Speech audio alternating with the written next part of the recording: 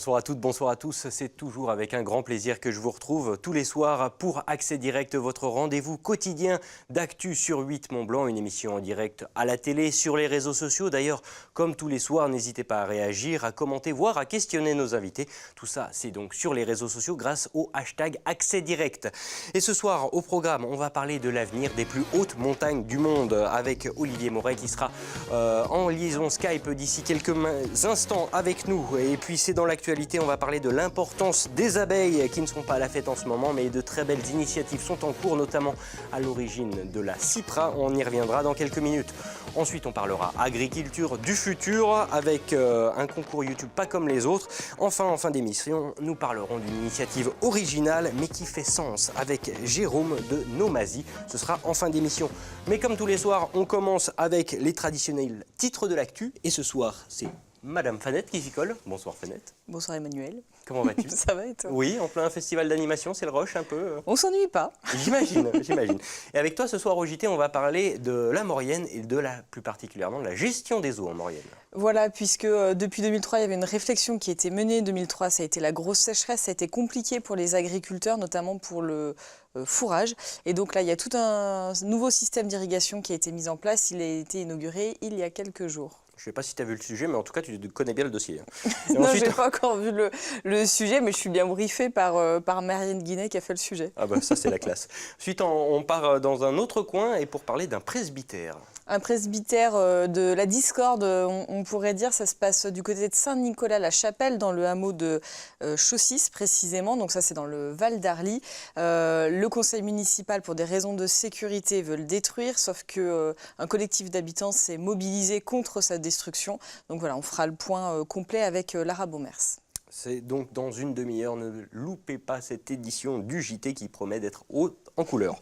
Puis je te garde encore quelques minutes, mais tout de suite on va aller direction Chamonix pour rejoindre Olivier Moret qui doit être avec nous par liaison Skype. Olivier, bonjour. Bonjour. Vous êtes l'un des organisateurs des Sustainable Summits Conférences. Donc une conférence et des ateliers pendant 3 jours qui vont un petit peu parler de l'avenir des plus hautes montagnes du monde. Alors c'est vrai que c'est un sujet qui a le vent en poupe en ce moment, mais alors concrètement, pendant 3 jours, que va-t-il se passer du côté de Chamonix ? Eh bien, on a réuni en fait 35 intervenants du monde entier, des USA, du Népal, de Nouvelle-Zélande, entre autres, d'Europe, pour échanger des solutions pratiques et des expériences concrètes sur tous les problèmes qui affectent les hauts sommets du monde, qui sont des problématiques qui sont communes à tous les hauts sommets du monde, qui sont liés par exemple à la fréquentation. Certains sommets comme les points culminants des différents massifs du monde souffrent d'une fréquentation importante. On le sait chez nous au Mont Blanc par exemple, mais c'est vrai aussi à l'Everest, c'est vrai aussi à la Concagua ou au Denali en Alaska. Et on va aussi échanger des solutions et des expériences de terrain sur les effets du changement climatique sur ces hautes montagnes. On sait qu'il y a des nouveaux dangers qui affectent ces hautes montagnes liés au changement climatique, comme des écroulements rocheux, des écroulements de glaciers, parfois jusque dans les vallées. Donc là, on a des experts du monde entier qui échangent, qui discutent, et pas pendant une journée, mais pendant 3 jours. Donc pendant 3 jours, on vit tous ensemble et on partage toutes nos expériences de terrain. Donc c'est du 12 au 14 juin, notamment le 14, il y aura un espace privilégié sur de l'innovation. Et là, pour le coup, c'est des professionnels qui viennent montrer leurs innovations pour aider la haute montagne et finalement le lien avec le public qui est aussi important quand même. Voilà, alors on n'a pas voulu exclure le monde de l'entreprise et les innovations issues des entreprises de cette conférence. C'est-à-dire, je vous ai dit, il y avait des chercheurs, des gestionnaires de sites, des alpinistes et des acteurs du monde associatif, mais on a voulu aussi que le monde de l'entreprise soit partie prenante de cette solution. Donc on a une douzaine d'entreprises et start-up qui proposent chacune des innovations pour les hautes montagnes. Donc ça va être des innovations sur le traitement des déchets, sur les sanitaires en haute montagne, sur la production d'énergie en zone reculée. Et ils seront tous là. Il y a des entreprises qui viennent de loin, d'autres qui sont européennes. Et ils seront tous là pour nous montrer quelles innovations ils proposent pour ces territoires d'exception. Bon, si le public veut venir vous rejoindre ou assister à ces conférences, c'est toujours possible ? Alors là, on est à guichet fermé maintenant. En fait, on a fait le plein et ça a eu un gros succès. Et on ne prend plus d'invitation. C'était ouvert au grand public, mais les gens se sont inscrits en masse.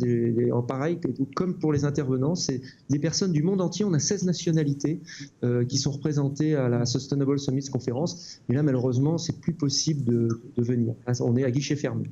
Victime de votre succès, c'est tout ce qu'on pouvait vous souhaiter. Merci beaucoup Olivier Moret, donc de la Fondation Petzl, organisateur de justement cette Sustainable Summit conférence. Merci beaucoup d'avoir été avec nous. Merci à vous. Et bonne continuation. Et puis, Fanette, je reviens vers toi justement avec une petite revue de presse, comme chaque soir, qu'on a préparée avec amour, avec envie. Et toi, tu nous as trouvé un superbe article de nos confrères de la Tribune de Genève parlant de l'emploi en Suisse et des emplois indigènes. Voilà, c'est de notre consoeur Marie Prieur, donc de la Tribune de Genève. Voilà. Donc, en fait, ce que c'est un peu compliqué. Donc, la préférence indigène light, c'est le nom du dispositif. Il découle de la votation contre l'immigration de masse dont on avait déjà parlé. Le dispositif entre en vigueur le 1er juillet prochain et donc il instaure l'obligation de communiquer les postes vacants en primeur au service public de l'emploi pour les professions où le taux de chômage est supérieur à 8%. Ce qui veut dire, en clair, que pendant 5 jours, les Suisses verront en primeur les offres d'emploi sur les professions où le taux de chômage est assez élevé. Donc, la problématique, c'est que les frontaliers auront un petit temps de retard sur ces offres d'emploi s'ils veulent postuler. Donc, du coup, le groupement transfrontalier européen est assez inquiet. Mais le droit européen oblige, autorise et oblige les Suisses à autoriser les frontaliers à s'inscrire aux offices régionaux de placement suisses. Et donc là, ils pourraient voir ces offres d'emploi, sauf que traditionnellement, ça ne se fait pas forcément. Ça ne se fait pas tout le temps avec beaucoup de bonne volonté de la part des offices régionaux suisses. Donc du coup, c'est à surveiller de près pour que les offres d'emploi soient vues par tous au même moment, etc. Donc je pense qu'on aura l'occasion d'en reparler au 1er juillet, voir s'il y a une conséquence pour l'emploi frontalier. T'as compris ou pas? Alors, à peu près. Je sens qu'il y a un sujet qui va arriver, il va falloir être vaillant. Et puis on part un truc un peu plus léger avec une belle œuvre musicale. Voilà, Dominique A, c'est une interview à lire chez nos confrères de La Vie Nouvelle cette semaine. 25 ans de carrière et plusieurs albums. Un au printemps plus typé rock et électro et un nouveau, là, tout récent, qui s'appelle La Fragilité, beaucoup plus doux, beaucoup plus intimiste, acoustique. Et donc, c'est une double facette qu'on va éventuellement pouvoir découvrir ce vendredi à Annecy, puisque Dominique A, à l'occasion du Festival du film d'animation, participera à un ciné-concert, donc il va jouer. Et pendant ce temps-là, il y aura des images de Sébastien Lodenbach en direct. Donc voilà, ça peut être une performance plutôt sympa à découvrir. Et c'est vendredi à 21h au Brise-Glace. À ne pas manquer. Là. À ne pas manquer, voilà. Et puis toi, on va parler un peu gastronomie. Pas tout à fait, pas tout de suite. On va parler de la vieille ville d'Annecy qui change un petit peu au fil du temps et ce qui inquiète certains commerçants. C'est le moins qu'on puisse dire. Et ça ne t'a pas échappé, la saison estivale arrive.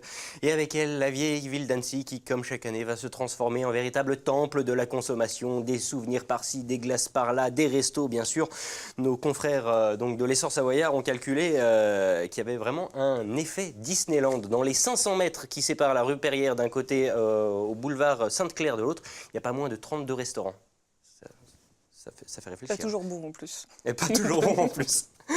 En tout cas, voilà, il y a toute la quantité, etc. Et même le président de l'association des résidents de la vieille ville d'Annecy a déclaré avoir croisé quelques vendeurs de Tour Eiffel qui se badaient. Donc voilà, ça pose beaucoup de questions. Où cela va-t-il s'arrêter? Quid du commerce de proximité? Plein de questions, ma foi, très pertinentes et auxquelles quelques éléments de réponse sont apportés par justement nos confrères de l'Essor dans leur édition de jeudi dernier. D'ailleurs, une étude d'un cabinet privé est toujours en cours. On attend donc les premiers éléments en fin d'année pour aller voir un petit peu plus loin et penser Annecy, vieille ville de demain. Et puis, donc, on parle gastronomie avec une idée un peu originale. C'est joliment dit. Oui, on parlait de temple de la consommation et à ce jeu-là, c'est vrai que nos voisins suisses n'ont rien à nous envier. Nous, on a Disneyland, eux, ils ont Zermatt, ils ont Gstaad, ils ont Davos, enfin... Voilà, pour compléter au mieux la palette de produits dérivés, les Valaisans viennent de créer la Servinia. Alors, c'est tout simplement un saucisson en forme de cervin. Une sorte de Toblerone des amoureux de l'apéro. Mais moi, ce qui m'a fait vraiment sourire, c'est que l'idée vient donc des étudiants de la Haute École spécialisée du Valais. J'ignore le nombre d'années d'études qu'il faut pour inventer un saucisson en triangle, mais en tout cas leurs professeurs sont très fiers de leurs élèves et s'imaginent déjà chaque vallée alpine avec un saucisson représentant le massif emblématique. À quand le saucisson tournette, hein, on peut se le poser. En tout cas, une chose est sûre, c'est que heureusement que les Valaisans n'ont pas eu les JO en 2026, parce que t'imagines la tête d'avoir un fromage en forme de balai de curling. C'est pas... Mais bravo les Suisses en tout cas, moi je les aime beaucoup. Merci beaucoup Fanette. Merci Manu, tu m'as l'air en forme, ça va bien se passer. Ça va bien se passer, on se revoit tout à l'heure peut-être si Dieu le veut pour le rappel des titres et de toute façon Fanette de Buisson sera au poste dans une demi-heure, un peu moins maintenant pour les titres du JT. Et on va passer à un tout autre chapitre avec une invitée qu'on reçoit également par Skype, Manon Wallenberger, bonsoir. Bonsoir. Alors, vous faites partie de la CIPRA internationale et aujourd'hui, vous allez nous parler d'un superbe projet qui a le vent en poupe en ce moment. En tout cas, il fallait en parler, hein, le projet BioWare. BioWare, alors, expliquez-nous déjà, voilà, en quelques mots, en quoi cela consiste. Alors, notre projet, en fait, a comme but de sensibiliser déjà à la protection des abeilles, qu'elles soient sauvages ou pas, à montrer des exemples de ce que les communes peuvent faire sur leur territoire pour les protéger. Et pour ça, en fait, on distribue et on aide 25 communes dans toutes les Alpes qui peuvent postuler chez nous en leur proposant un kit de protection des abeilles qui s'adapte à chaque commune et qui va leur permettre de mettre en œuvre des mesures pour protéger les pollinisateurs, les abeilles sur leur territoire. Alors, comme toutes les actions de CIPRA International, c'est vraiment sur tout l'arc alpin. Pourtant, aujourd'hui, il y a toujours possibilité de s'inscrire et de déposer une candidature. Je crois que c'est jusqu'à fin juin, c'est ça? Oui, alors en fait, on travaille en coopération avec le réseau de communes Alliance dans les Alpes et l'association Ville des Alpes de l'année. Et sur notre site internet, cipra.org, on trouve toutes les informations, enfin le teaser du projet en tout cas pour les communes. On peut nous écrire directement ou nous appeler à ce propos. Et puis, il y a un premier appel qui se finit fin juin, donc c'est très rapide. Pour les communes qui seraient intéressées, il y a possibilité d'extension de cette deadline. Donc le mieux, c'est simplement de nous appeler ou de nous envoyer un mail si ça vous intéresse. Alors, question bête et méchante, mais en quoi il consiste ce kit de protection pour les abeilles? Alors, en fait, on a travaillé avec des experts sur la question parce qu'on s'est rendu compte qu'il y a déjà énormément de projets en fait autour de la protection des abeilles et que c'est difficile de mettre en œuvre des mesures qui s'adaptent à chaque endroit. Donc nous, ce qu'on propose, c'est des documents cadres qui référencent ce dont les pollinisateurs ont besoin et ce que chaque commune peut faire. C'est-à-dire qu'en fait, on explique qu'en gros, si on veut protéger les abeilles, il y a 3 choses auxquelles il faut faire attention. La première, c'est de ne pas les détruire, donc de veiller à l'utilisation de pesticides et herbicides irraisonnés. 2, s'occuper de leur habitat, c'est-à-dire qu'en fait, les abeilles sauvages en particulier ont leur habitat qui se réduit considérablement. Donc, protéger les endroits sauvages, en fait, laisser plus de sauvages dans notre environnement, que ces abeilles-là aient de la place.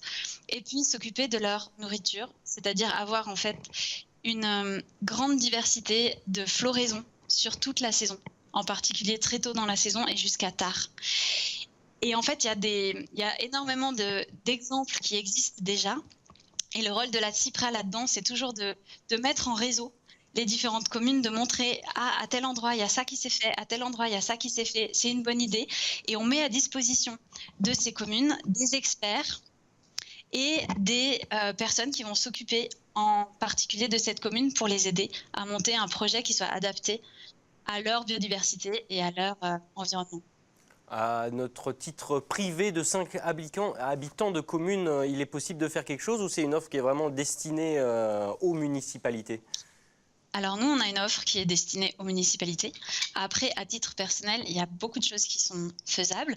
Dans notre projet, de toute façon, les communes mettent en place ou aident à mettre en place des groupes de citoyens qui sont en fait des groupes de protection des abeilles qui vont permettre de pérenniser le projet sur plusieurs années. Parce qu'en fait, c'est ces personnes-là qui vont monter ces actions, créer des nichoirs, par exemple, ou des des endroits ou mettre en œuvre sur les parties déjà de territoire communal. Par exemple, il y a beaucoup de choses à faire au niveau des cimetières ou des parcs pour enfants. Il y a plein de zones en fait qui appartiennent aux communes et où on pourrait faire un énorme travail en fait pour améliorer la biodiversité. Et au quotidien chez soi, on peut complètement veiller à planter des plantes qui fleurissent depuis tôt dans la saison jusqu'à très tard. On peut veiller à avoir des endroits dans son propre jardin, si on en a un, où on laisse du bois sur place pour que ces abeilles sauvages puissent nicher, par exemple, ou avoir des tas de sable qu'on ne touche pas et qu'on laisse sur place. En fait, il faut laisser son jardin s'ensauvager. Eh bien, tout simplement. On a plein d'idées. Maintenant, il ne reste qu'à nous de faire notre part du travail. Merci beaucoup, Manon Wallenberger, pour avoir été avec nous, trouver un petit moment dans votre agenda, j'imagine, bien chargé. On vous souhaite plein de bonnes choses et de réussite dans vos projets. Eh ben, merci beaucoup. Et puis, n'hésitez pas à aller voir sur le site de CIPRE International parce que plus le projet va avancer, plus on va poster des infos et donner des indications sur quoi faire, comment, à quel endroit. Eh bien voilà, le message est passé. Merci beaucoup en tout cas de votre intervention. Et puis parce que ça n'arrête jamais, nos invités suivants nous ont rejoints sur le plateau en la personne de Christophe Bédouin, responsable du cycle Bac Pro Forêt à l'UEFA de Sevrier, et puis Romain Gauvoire, apprenti Bac Pro Forêt. Alors tous les deux, vous venez me parler du Bac Pro Forêt, entre autres bien sûr, et surtout d'un superbe concours régional sur YouTube qui a eu lieu il y a quelques semaines, voilà, et dont vous avez fini, Romain en tout cas, a fini deuxième de ce concours régional. Alors tout simplement, question bête et méchante, mais en quoi ça consistait ce concours? Bien sûr, merci de nous accueillir, en tout cas c'est toujours avec grand plaisir de pouvoir communiquer sur ce qui est mené avec les jeunes apprentis. En fait, c'est un concours annuel qui est mise en ligne par le site de Culture Agri, tout simplement.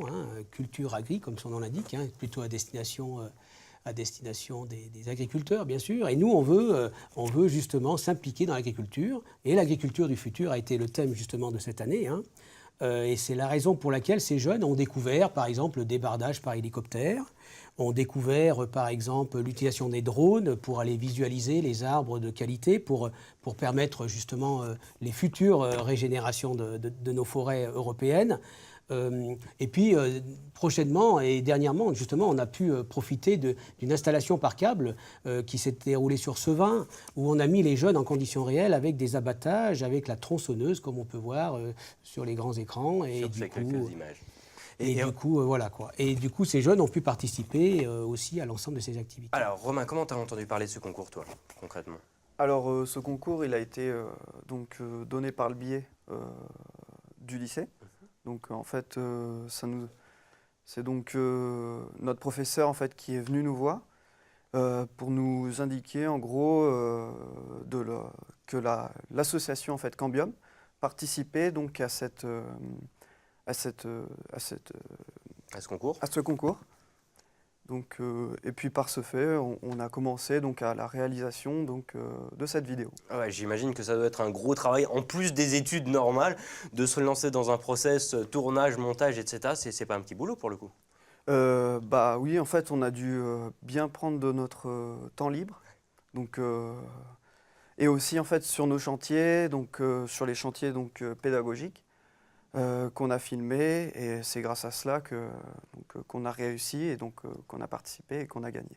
Ouais, Christophe, j'imagine que pour vous, ce genre de concours, ça doit être du pain béni comme support pédagogique pour les jeunes. Bien sûr, c'est du temps, c'est de la préparation en amont, c'est des conventions de partenariat avec les acteurs. On ne va pas comme ça se promener chez voir les professionnels. On leur demande du temps, on passe même de temps en temps des conventions de formation pour vraiment que ces jeunes apprennent en conditions réelles, visualisent des choses. Il ne faut pas oublier que ce sont des apprentis.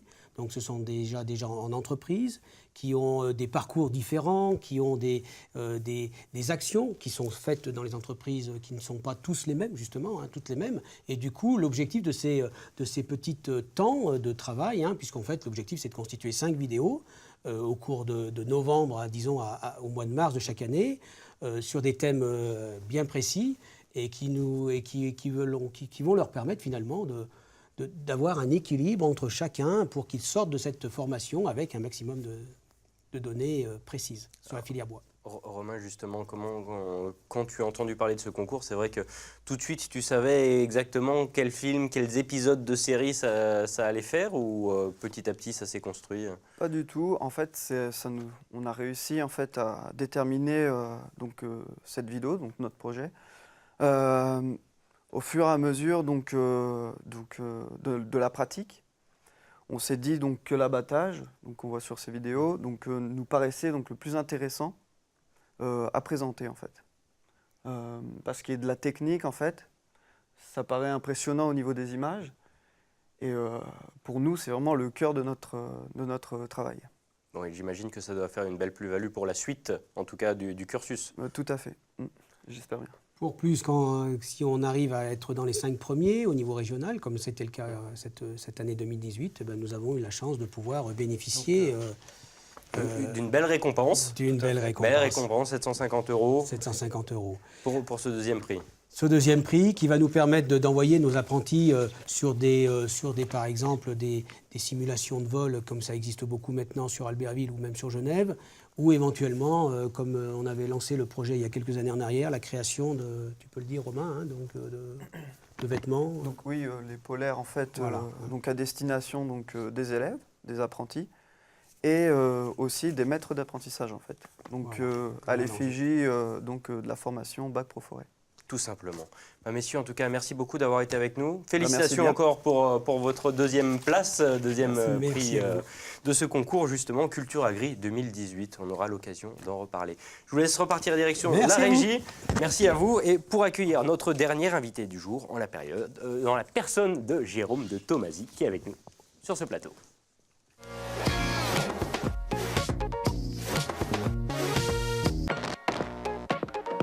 Jérôme, bonsoir. Bonsoir. Alors, vous êtes un peu particulier dans le sens que vous êtes un frontalier, tout simplement, comme il y en a beaucoup dans les parages. Mais vous avez porté la chose un peu plus loin en imaginant justement une idée de mobilité de demain, finalement, en prenant du covoiturage, mais spécialement pour les frontaliers. Expliquez-moi déjà comment vous est venue l'idée. Je crois c'est parti d'un double constat.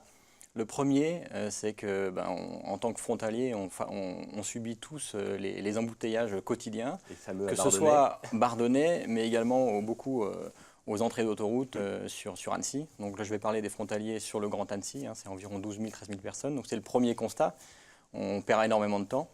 Et le deuxième, c'est que finalement, il n'y a pas d'alternative à la voiture aujourd'hui crédible.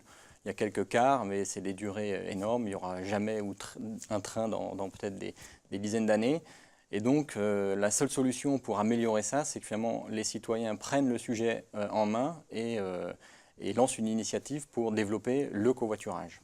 Alors, il y a quelques solutions qui sont déjà en marge existantes, des applications, des sites internet, voire même du rassemblement de salariés au sein des entreprises. Vous voulez vraiment porter encore un pas plus loin. Aujourd'hui, il y a des initiatives, il y a Blablacar, il y a des groupes WhatsApp, il y a quand même des gens qui font du covoiturage et c'est bien. Mais quand on est dans les embouteillages, on voit qu'on est quand même la plupart du temps tout seul. Et il suffirait, on dit, entre 7 et 10% de voitures en moins à Bardonnay, par exemple, pour que ce soit fluide. Donc finalement, si on est quelques-uns, ce serait que 10% de la population à faire ce covoiturage, on va gagner énormément de temps dans notre journée. Et puis, ce n'est pas que du temps qu'on gagne, c'est aussi de l'argent. Et des particules fines, etc. Voilà, ouais.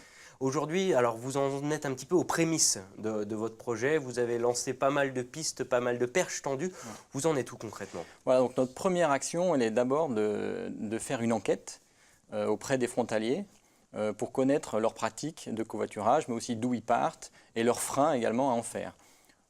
Donc, pour l'idée de collecter finalement au moins 1 millier de répondants à cette enquête, ce qui permettra ensuite de faire des actions de groupe. C'est vrai que par contre on ne va pas forcément avoir une solution toute faite. Les solutions elles vont dépendre aussi de ce qu'on va collecter comme information. Peut-être elles ne seront pas les mêmes dans certaines zones. Voilà, c'est là qu'on va pouvoir être dans la co-construction de solutions qui soient pertinentes.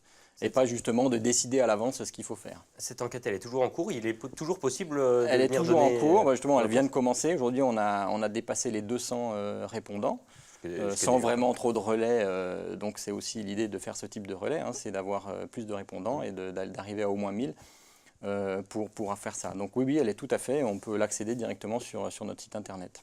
Voilà. Ouais. C'est le site de eEngage ? Engage, voilà. Engage, voilà. pardon. En fait, c'est Ensemble pour la mobilité Grand Annecy-Genève. Et ben voilà, tout simplement. Ensuite, une fois que cette phase elle sera finie, on va partir dans du concret, vraiment, et c'est d'ores et déjà au programme.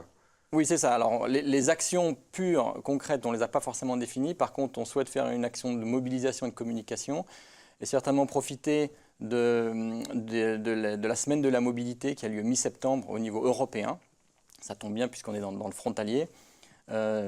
Pour proposer des actions et de favoriser, de faire du covoiturage cette semaine-là ou quelques jours de cette semaine-là. On le voit, moi je le vois personnellement, hein, mon expérience, je fais du covoiturage depuis 8-9 mois et finalement essayer c'est l'adopter. Donc en faire, que ce soit en tant que conducteur ou en tant que passager, quand on commence à le faire, eh bien, ça va très bien, on voit que c'est très pratique et qu'on gagne du temps, de la convivialité. Aussi un peu d'argent sur le montant du péage, parce que c'est quand même un péage très cher. Donc il y a quand même tout à y gagner. Dernière petite question. Vous commencez déjà aujourd'hui à regarder les réponses de votre questionnaire. Bien sûr. Ouais. Et alors, pourquoi, question bête et méchante, mais pourquoi il n'y a pas eu de solution avant? C'est vrai que les bouchons à la frontière, les bouchons à l'entrée d'autoroute, on les connaît depuis des années, ça c'est pas nouveau. Qu'est-ce qui a fait qu'on a dû attendre jusqu'à aujourd'hui, jusqu'à votre venue pour trouver quelque chose? On voit les freins en fait. Hein. Les freins, les gens pensent que c'est compliqué de faire du covoiturage, ceux qui n'en font pas, hein, évidemment. Voilà, ça demande de s'organiser, ça fait des contraintes. Et donc c'est ces freins-là qu'il faut gérer. On veut être tranquille dans sa voiture.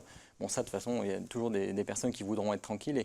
Et l'idée, c'est pas que tout le monde fasse du covoiturage tout le temps, mais qu'on ait régulièrement beaucoup de gens qui en font, ou en tout cas une bonne partie. Voilà. L'idée n'est pas qu'on fasse tous du covoiturage. C'est bien d'être vraiment dans répondre à un besoin de fluidifier au départ le trafic. Voilà.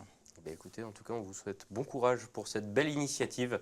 Et en espérant justement sur le site de Engage que vous soyez nombreux et nombreuses à venir rendre vos impressions et vos questionnements peut-être sur le monde merveilleux du covoiturage franco-suisse. Merci beaucoup Jérôme de Nomazy d'avoir été avec nous aujourd'hui. Merci, bonne fin de soirée. Merci de même. Je vous laisse repartir direction la régie pour accueillir notre Fanette de Buisson nationale qui va nous évoquer les titres qui seront développés dans quelques instants. Toujours avec grâce et élégance, ça t'a fait défoncer la porte. Oui, j'ai failli me prendre la caméra. Oui, bien joué. Et donc ce soir avec toi, on va parler de Maurienne et des eaux en Maurienne. Voilà, puisque depuis 2003, il y avait une réflexion qui était menée. 2003, c'est la grosse sécheresse. On le sait, la gestion de l'eau peut être compliquée en montagne. Et donc, il y a tout un système d'irrigation pour les productions agricoles qui a été mis en place dans différents points de la Haute-Maurienne. Donc, on fera le point tout à l'heure. Tout simplement, c'est joliment dit. Et puis ensuite, on part à Chaussys. On part, voilà. Donc c'est à Saint-Nicolas-la-Chapelle, dans le Val d'Arly, où l'avenir du presbytère divise, disons. Le conseil municipal est pour le détruire pour des raisons de sécurité et faire des travaux, mais un collectif d'habitants s'est mobilisé pour le défendre. Donc on fera le point également. Eh ben ça, c'est dans quelques minutes. Ne ratez pas le journal télévisé présenté par Fanette de Buisson. Merci beaucoup, Fanette. Merci.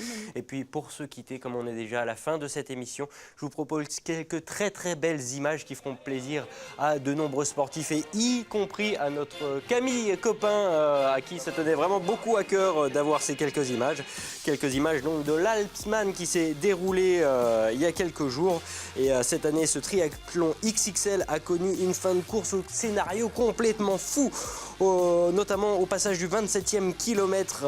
C'est le Français Guillaume Belgy qui confirmait sa domination acquise sur la partie vélo en devançant Cédric Jacot, vainqueur en 2016 et en 2017 de 15 minutes, mais personne ne s'attendait à voir le Finlandais Jarmo Rissanen qui est arrivé en embuscade lors des derniers 15 km de la montée du Semnoz, 1300 mètres de dénivelé positif qui lui ont permis justement de s'imposer en 11h39 minutes 42 secondes.